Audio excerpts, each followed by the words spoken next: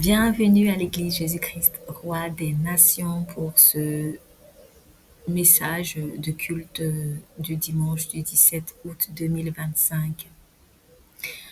Aujourd'hui, très rapidement,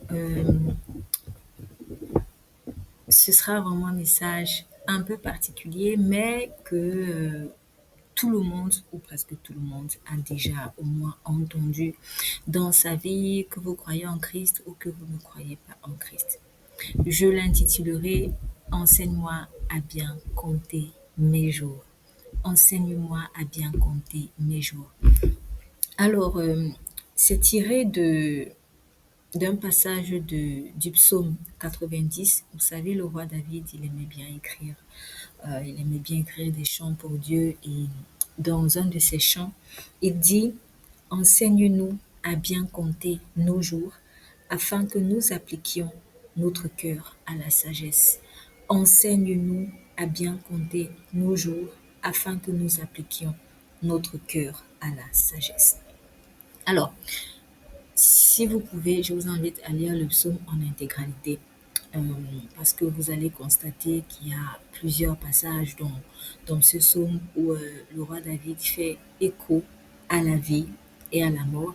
Par exemple, dans le verset 3 du même psaume 90, il dit Tu fais rentrer les hommes dans la poussière.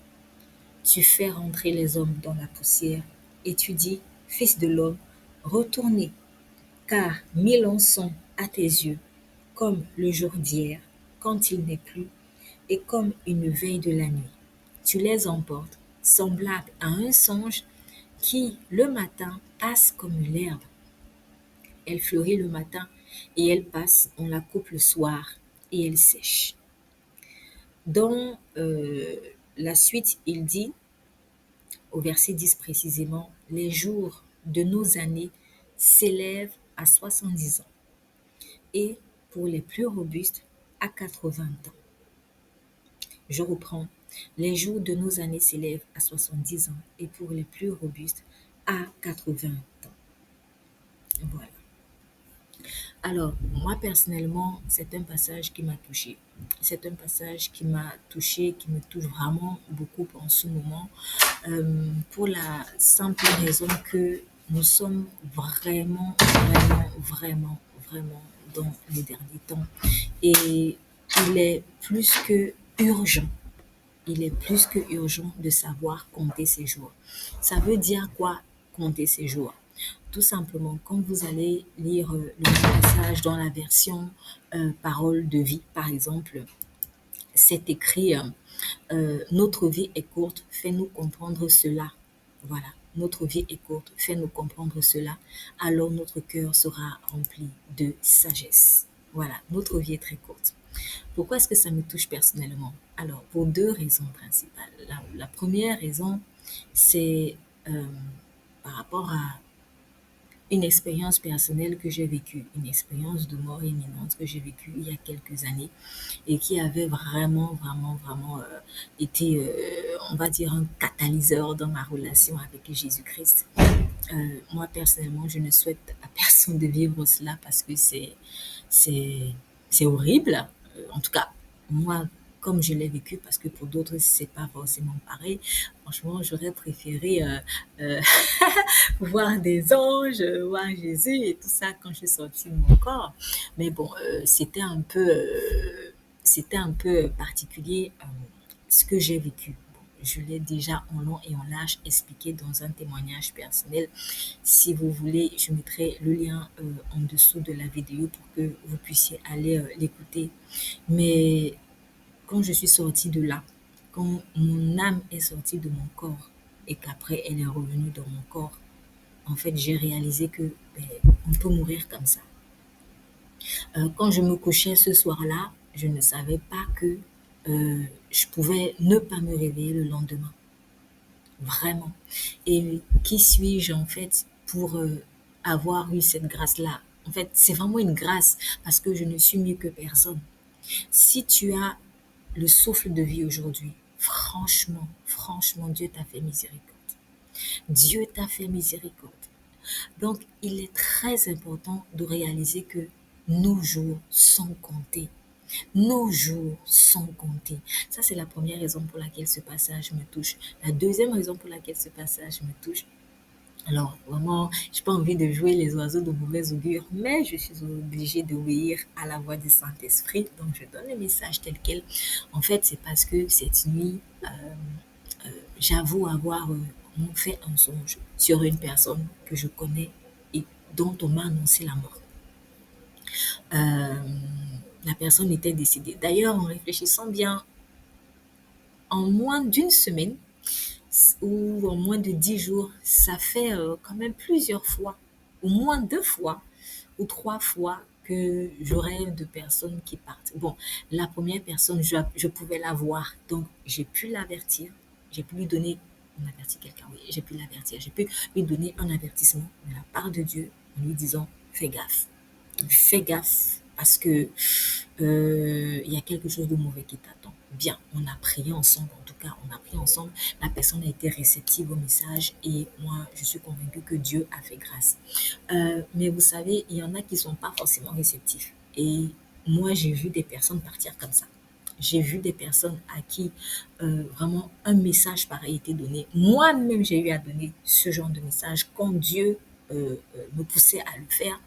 Euh, des personnes dans ma famille, des personnes hors de ma famille. Mais en fait, selon que le message a été reçu ou pas, ben, il y avait toujours des conséquences pas jolies.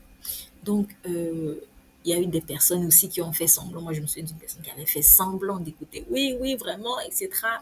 Mais elle a dit oui avec la bouche, mais dans son cœur, il y avait toujours l'orgueil, l'orgueil. Et puis, au moment où on ne s'attendait pas, elle est partie. Elle est partie et elle n'est pas partie pour rejoindre Dieu. Euh, En fait, vraiment, soyons humbles et soyons vigilants. Parce que nul ne sait ni le jour ni l'heure. Tu peux te lever aujourd'hui, tu t'habilles bien, tu te parfumes et tu sais pas ce qu'il y a dehors. Donc, personnellement, en tout cas, moi, les songes de cette nuit, ça m'a pas plu parce que je me suis dit, oh mince, ok, d'accord, lui là, je ne m'attends vraiment pas. Je m'attends pas en tout cas à ce qu'il parle parce que déjà c'est une personne que j'apprécie beaucoup, j'aime beaucoup. Euh, mais euh, mais c'est vrai aussi que c'est une personne qui est un peu dure. Voilà, qui a un peu du mal à laisser l'amour de Dieu vraiment la transformer. Et, euh, et je me souviens que dans le songe, la nouvelle était brusque. C'est-à-dire, vous savez, il y a des personnes, tu t'attends pas. C'est-à-dire, c'est pas comme si elle est tombée malade d'abord et puis, je sais pas, elle a agonisé. C'est vraiment brusquement du jour au lendemain. Peut-être vous étiez ensemble, vous avez rigolé, vous étiez même à une fête, ou bref, vous avez partagé un repas et du jour au lendemain, on vient t'annoncer que, ben, en fait, telle est morte, telle personne est morte. Je te dis, mais comment? Mais on a parlé hier, on a causé hier. Écoutez, la mort ne prévient pas. La mort ne prévient pas toujours. En tout cas, ça prévient pas toujours. C'est pour cela que nous devons vraiment être un peu importe nos convictions, peu importe notre bagage intellectuel, peu importe même notre bagage religieux, peu importe, il faut vraiment, vraiment, vraiment apprendre à compter ces jours. Il faut réaliser que la vie est courte. Pour ceux qui disent avoir donné leur vie à Christ, c'est une très bonne chose parce que quand tu as donné ta vie à Christ, tu sais où tu vas après ta mort. Mais j'encourage à ne pas, en tant que chrétien, mourir dans la désobéissance. C'est pas une bonne chose. C'est pas une bonne chose. Alors, je vais pas dire que oui, tu vas aller en enfer après tout. C'est pas le but. Franchement, c'est pas le but et je suis pas là, moi, personnellement, pour dire que ouais, tel va aller, tel va aller en enfer, tel va pas en enfer. Ça, c'est pas mon rôle. Voilà, ça, faut voir avec Dieu. Mais je le dis parce que euh, il y a beaucoup de personnes, en tout cas, qui disent avec la bouche avoir donné leur vie à Christ, mais en fait, en pratique, euh, c'est pas toujours ça. C'est pas toujours ça. Ou alors, qui commence bien et après, à la fin, ça devient autre chose en fait. Donc, en tout cas, moi, je dirais simplement, si vraiment tu as abandonné ta vie à Christ, marche par l'Esprit de Christ et ne meurs pas dans la désobéissance. C'est plus prudent. C'est plus prudent. C'est plus sage. C'est plus sage. En tout cas, une chose est sûre, une vie d'obéissance à l'Esprit de Dieu, c'est la marque vraiment de ce que oui, tu as donné vraiment ta vie à Christ ou tu as abandonné ta vie à Christ. En tout cas, la vie de Christ est devenue tienne. C'est la preuve que ce n'est plus toi qui vis, c'est Christ qui vit en toi.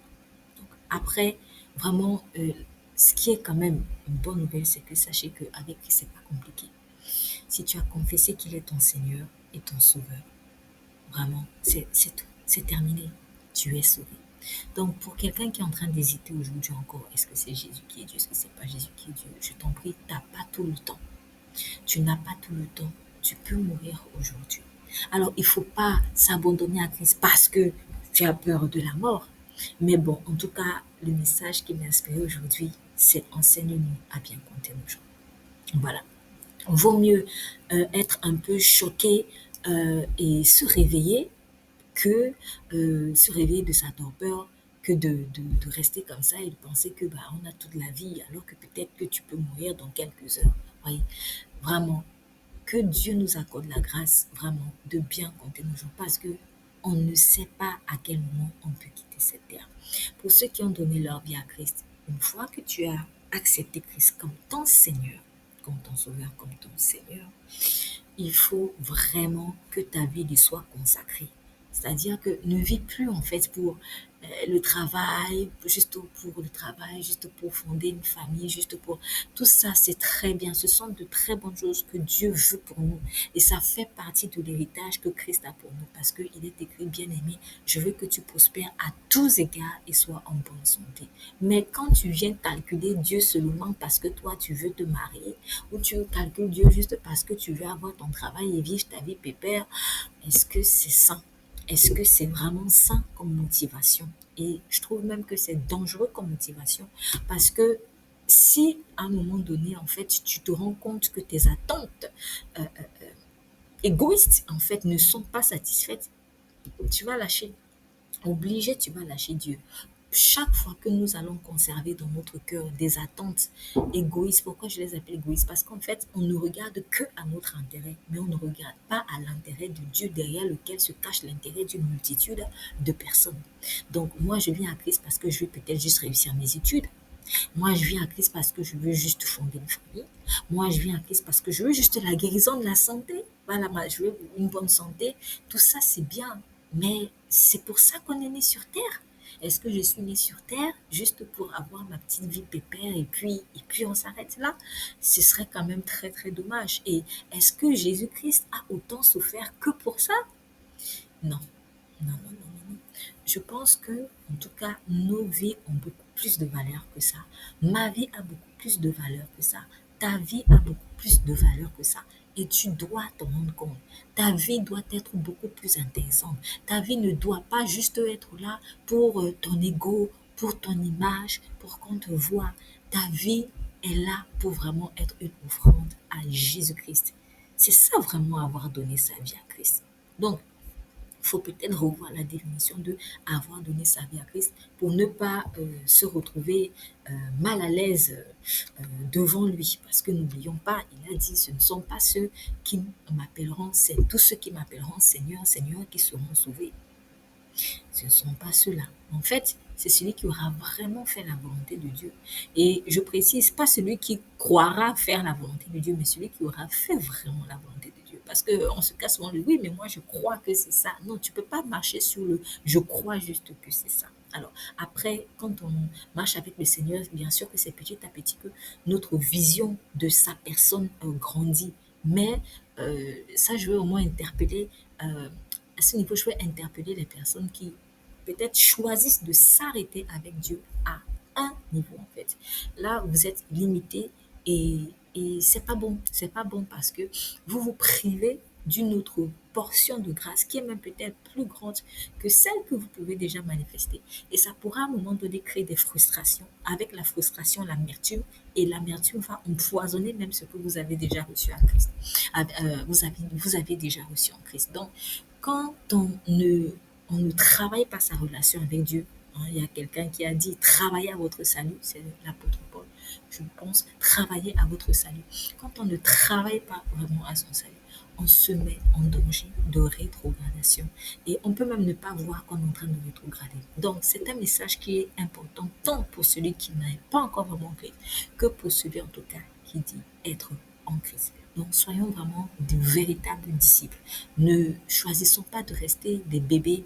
Choisissons d'aller de gloire en gloire parce que l'Esprit de Dieu est un esprit qui va toujours de gloire en gloire. Il ne veut pas que tu restes à un petit niveau. Parce que si tu dis, bon, en tout cas, moi, ma vie avec Dieu, ça s'arrête là, je ne vais pas plus loin et tout. Finalement, c'est pas Jésus ton Seigneur, c'est toi qui es le Seigneur de ta vie. Et pourtant, c'est pas toi qui l'as choisi le premier, c'est lui qui t'a choisi le premier. Donc en fait, c'est qui le Seigneur de l'autre, tu vois? Donc tu peux pas dire que je suis chrétien et être toi-même ton Seigneur.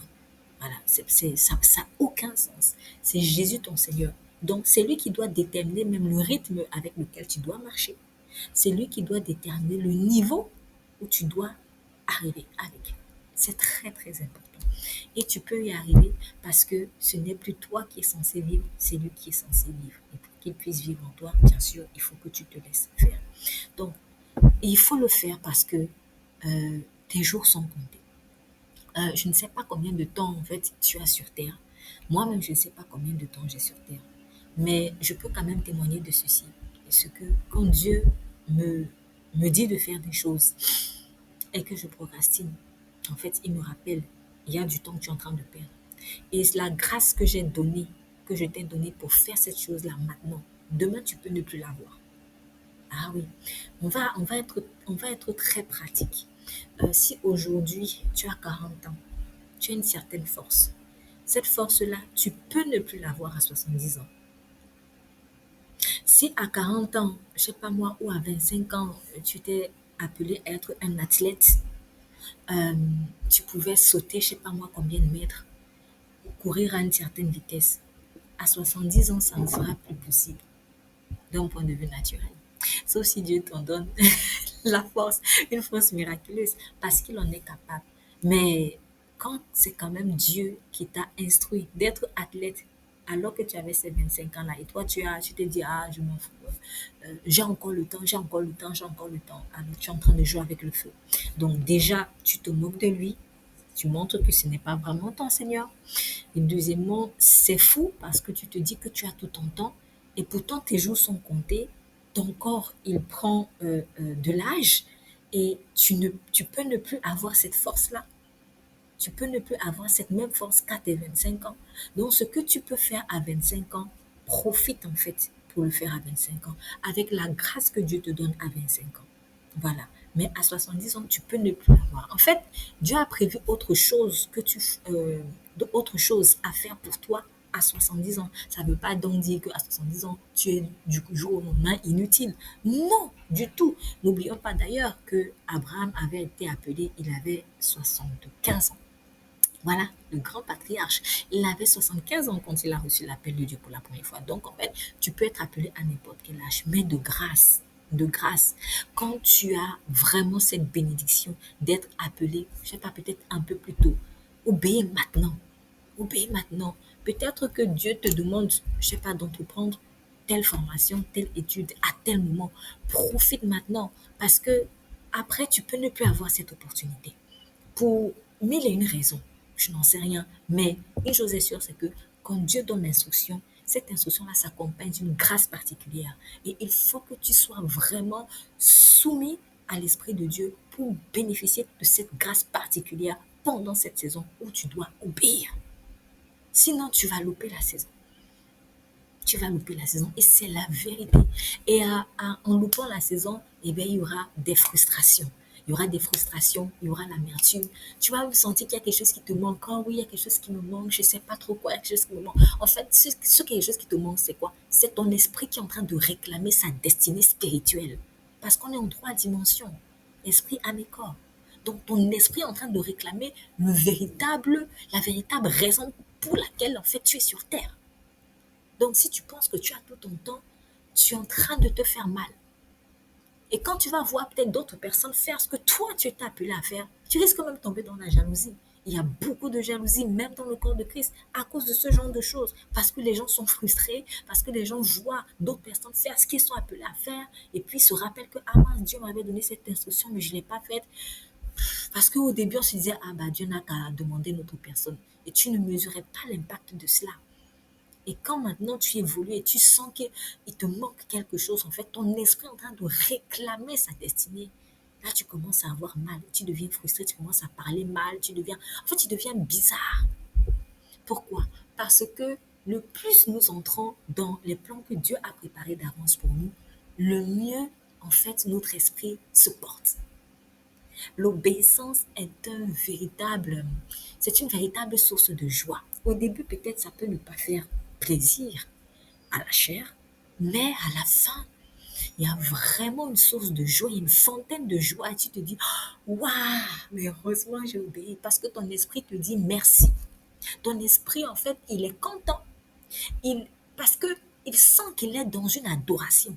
Parce que obéir à Dieu, peu importe ce que tu fais, c'est une adoration. Adorer, c'est pas juste se mettre là et chanter, mais en fait, adorer, c'est obéir. C'est obéir. Donc, il faut vraiment que tu prennes conscience de ça. Il est important que tu saches que tes jours sont comptés. Il est aussi important que tu saches que tes jours sont comptés. Pourquoi? Parce que Jésus revient. On peut se moquer si on veut, on peut ne même pas y croire. Tu peux ne pas croire que le soleil existe, mais en tout cas, tu verras toujours sa lumière briller. Tu peux ne pas croire que le vent existe, mais tu le verras toujours souffler. Même si tu ne le vois pas à l'œil, tu le sentiras. Jésus revient. Et il revient parce que il est le soleil de la justice. Il est le soleil de justice de l'humanité. L'enlèvement aura lieu. L'enlèvement de l'Église, c'est quoi? Si tu n'as jamais entendu ce que c'est que l'enlèvement, eh bien, c'est Christ qui vient chercher son épouse. C'est-à-dire quoi? C'est-à-dire ceux qui auront vraiment accepté jusqu'au bout de marcher avec lui, jusqu'au bout de payer le prix avec lui. Ils ont porté les souffrances de Christ et profitent aussi donc de la gloire de Christ. C'est cela. Jésus revient chercher son épouse. L'enlèvement aura lieu. Et de plus en plus, l'Esprit de Dieu est en train d'avertir le monde par rapport à ça. L'enlèvement aura lieu. Moi, j'encourage souvent les gens en fait à se poser cette question.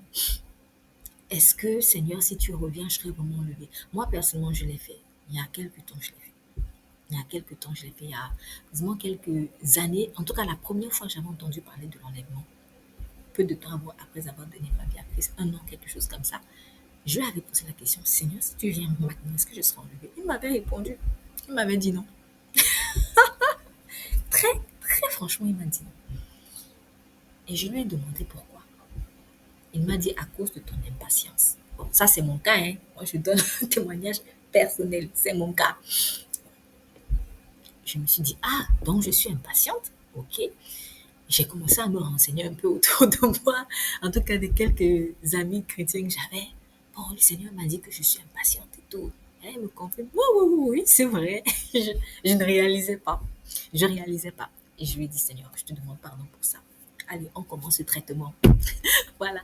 Et voilà comment j'ai commencé vraiment à accepter l'œuvre de sanctification du Saint-Esprit dans mon cœur. Parce que pour moi, ok, je suis sauvée, c'est bon, la vie est belle et on s'arrête là. Mais non, erreur à pas commettre. Parce que j'avais accepté Jésus sauveur, mais il me fallait maintenant accepter Jésus Seigneur. Voilà. Et Jésus Seigneur, ça fait mal. Hein. Mais normalement, son joug est léger. Ça fait mal à l'orgueil, à la chair, à notre ego. Mais en fait, à vrai dire, quand tu plonges dedans, c'est vraiment un nuage de bonheur. Tu te sens libre. Tu te sens libre. On peut t'insulter. En fait, tu réagis plus comme un sauvage, en fait. On peut dire des méchancetés sur toi. Bon, tu es un peu peiné, mais tu ne te sens plus obligé de répondre. Tu as même compassion de la personne qui te dit des méchancetés. C'est un exemple, par exemple. C'est un exemple, c'est un exemple. Mais en tout cas, quand j'ai laissé l'Esprit de Dieu me travailler par rapport à la patience, ah oui, Dieu m'a mis dans des situations. Vraiment, je sais qu'auparavant, je n'aurais jamais pu être patiente comme ça. Mais il m'a beaucoup transformée. Il m'a beaucoup transformée, en fait.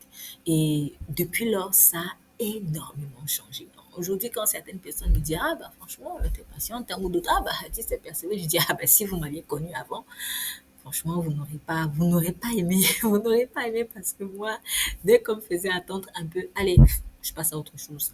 Mais c'est pas comme ça que Dieu est. L'amour est patient. Donc, j'avais accepté que Dieu me sauve de mes péchés par Jésus-Christ, mais maintenant, il fallait accepter Christ grandir en moi. Voilà. Voilà, c'était Christ exprimé au travers de moi, au travers de la patience que j'étais appelée à donner aux gens. Et vraiment, je suis très, très contente de cette expérience parce que je me sens libre. Je me sens libre, en fait, de... Oui, je suis libre d'être patiente. Je suis libre d'aimer les gens, entre autres, en étant patient avec eux. Même si parfois ça va faire des années.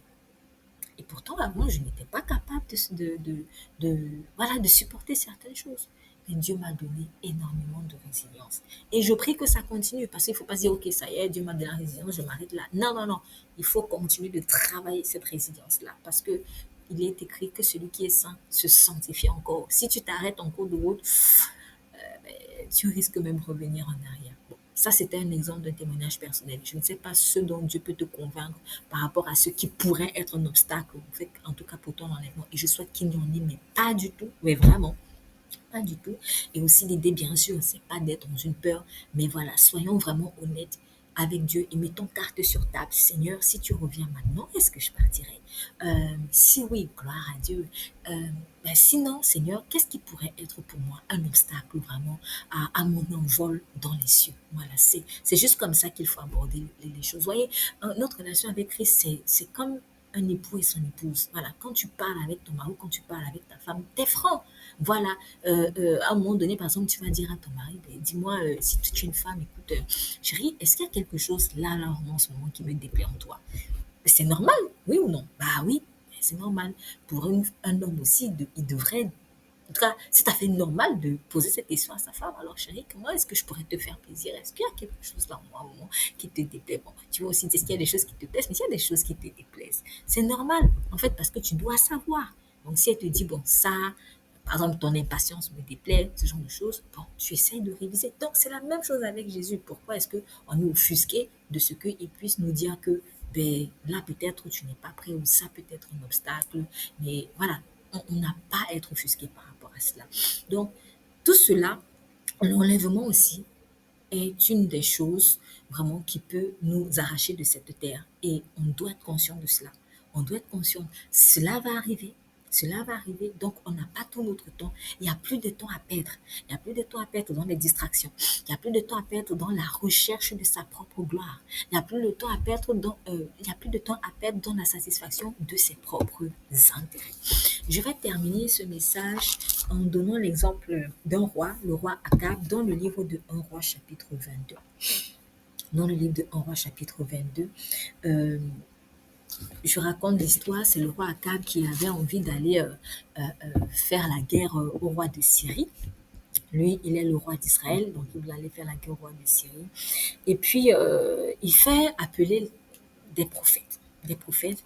Et tous les prophètes d'Israël nous disent, oui, tu vas aller, vraiment, Dieu dit que tu vas aller et tu vas gagner, etc., etc. Et ce qu'il ne savait pas, c'est qu'entre-temps, Dieu, lui, il était en train de faire son conseil. Et, et Dieu disait, je lis le verset 20 de 1 roi 22, qui séduira Akab pour qu'il monte à Ramoth en Galade et qu'il y périsse. Ils répondirent l'un d'une manière, l'autre d'une autre, parce que Dieu était entouré de l'armée des cieux. Donc, et un esprit vint se présenter devant l'Éternel et dit, moi je le séduirai. L'Éternel lui dit comment? Je sortirai, répondit-il, et je serai un esprit de mensonge dans la bouche de tous ces prophètes. L'Éternel dit, tu le séduiras et tu en viendras à bout. Sors et fais ainsi. C'est donc comme ça que l'esprit méchant est arrivé et a séduit tous les prophètes d'Israël. Et ils étaient au nombre d'environ 400, hein, si vous lisez le verset 6, ils étaient au nombre d'environ 400. Et ils ont commencé à pomper, pomper, pomper, pomper à cadre d'éloges, de flatteries. Oui, Dieu a dit que tu vas le faire. Mais en fait, ils mentaient et ils ne se rendaient même pas compte qu'ils mentaient. Et il y a eu un seul prophète Michée qui a pu dire la vérité à Akab en disant, Akab, tu vas en guerre là, tu vas mourir. Tu vas en guerre, tu vas mourir. Et Akab, bien sûr, ça lui a pas fait plaisir. Tu as 400 personnes qui te disent, toi, tu vas gagner. Et tu as une seule personne qui vient un peu faire tâche sur le tableau. Ça fait pas plaisir. Bah, Akab, il n'a pas avalé. Il n'a pas avalé. Il a même fait enfermer Michée. Et il est parti en guerre. Et sauf que ben, là-bas, effectivement, il est mort. Akab ne savait pas qu'il allait mourir ce jour-là. Il ne savait pas qu'il allait mourir ce jour-là.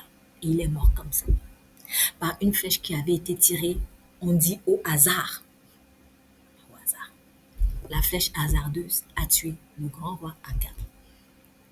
Tu ne sais pas en fait quelle flèche hasardeuse peut venir sur toi. Mais la bonne nouvelle, par contre, pour ceux qui sont dans Christ, ou si tu te réfugies vraiment en Dieu, c'est que 1000 flèches tomberont à ta gauche, 10 000 à ta droite. Toi, tu ne seras pas atteint.